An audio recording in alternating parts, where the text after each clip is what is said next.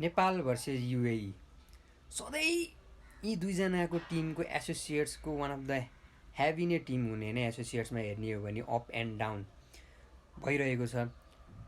कहिले युएई हाबी नेपालमाथि, कहिले नेपाल हाबी युएईमाथि। र रिसेन्टली टाइममा कुरा गर्ने हो भने इम्पोर्टेन्ट टुर्नामेन्टको क्वालिफिकेसनहरूमा हेर्ने हो भने नेपाल हाबी रहेको हामीलाई थाहा नै छ। हिजो पनि त्यस्तै नै भयो। What a match.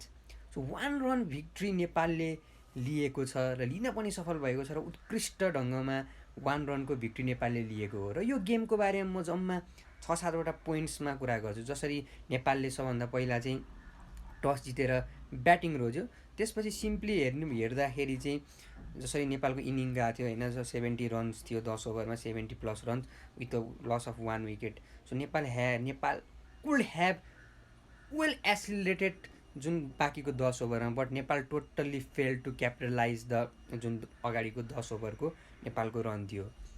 So after the भनौँ न ओपनिङ ब्याट्सम्यान भुर्तेल आउट भइसकेपछि जसरी रोहित पौडेल र आसिफले इनिङ्सलाई अगाडि लिएर गइरहेका थिए, सो एकदमै फ्रस्ट्रेटिङ नै थियो त्यो जुन दुईजनाको पार्टनरसिप भनौँ भने त 2 रन्सहरू त आइरहेको थियो। But after the Rohit Paudel out होइन, Asif out, then Nepal totally collapse भन्न सक्छौँ होइन। टोटल्ली रन नै आइरहेको थिएन, बााउन्ड्रीहरू आइरहेको थिएन। फाइनल्ली गुलसन झा आएर भनौँ न सो क्विक फायर गरेर गएर र उनी आउट भए।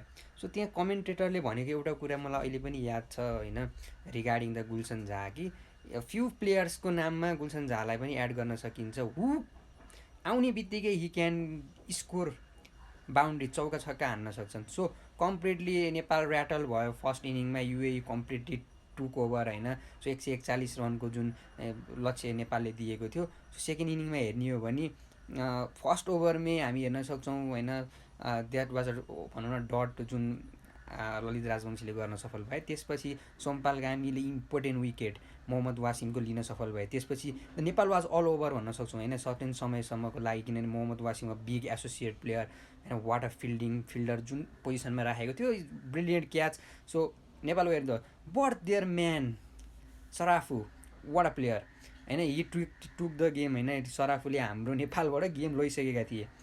But after the Sharafu wicket होइन, so Nepal completely overtook the UAE भन्न सक्छौँ। So still there was a player like big player जुन रहेका थिए युएईमा, they could have manage to catch the victory from Nepal. But Dipendra Singh Airee, what a player.